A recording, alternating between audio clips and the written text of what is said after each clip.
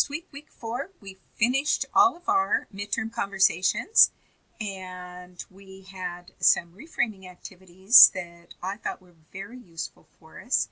Now we're moving to a new activity where we're going to be sharing bad news. This is an activity where we're also able to use this same approach for getting on the same page. If we happen to have a colleague or a client who is either reticent to see the same kinds of things that we're seeing or not able to find a way to get on the page that we're on, then this is a technique for doing that. It's primarily a technique for sharing news that may not be well received, but we want our client to be resourceful, and so it ends with a reframe.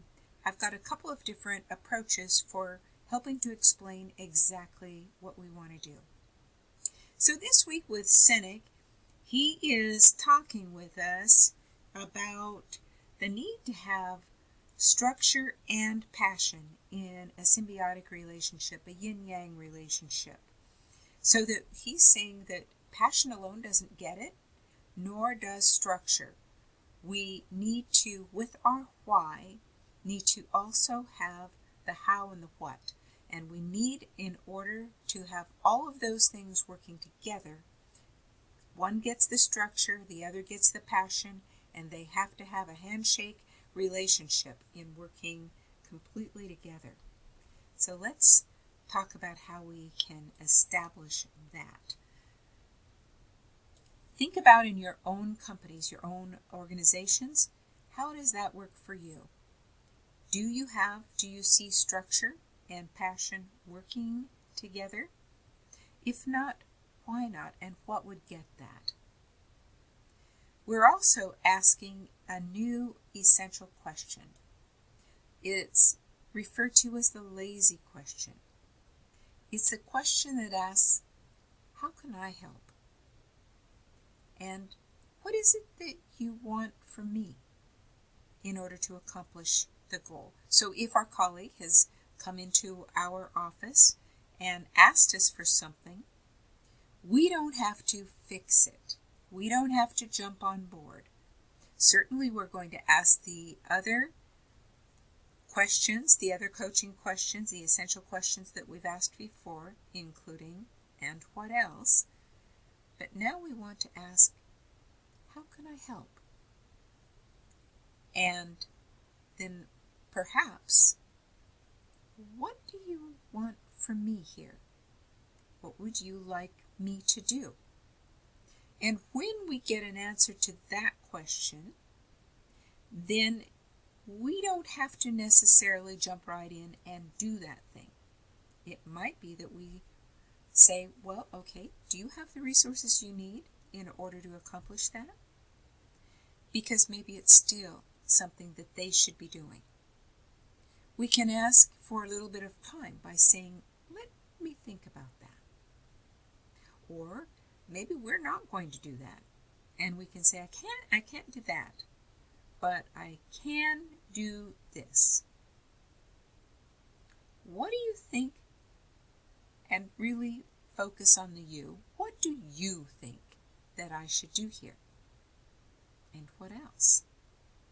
So we need to be sure that the right people are doing the work. We don't have to assume the work of our colleague or our direct report. We need to ensure that we'll help them get the resources that they need, and to recognize, to maybe sort through it, to recognize what's really wanted. So that's what we're going to do with this week. We're going to be reading Why, Part 5, and we're going to be looking at the coaching habit, the lazy question we just talked about in our Bungay Standing Your Coaching Habit book. And we're going to then talk about in the forum, Cynic asks us an important question. How can we measure our why? How can we measure the success. He suggests that what gets measured gets done. But is why something that can be measured? How can we measure our why and what we're accomplishing with it? This week also we should be starting to get ready for our reframed perspective project. Now this is the project that we're going to hand in that is graded. This is going to be due next week, week 6, right before Thanksgiving. It's due on the 22nd of November. We're going to take Thanksgiving off, so we want to be sure and get that handed in.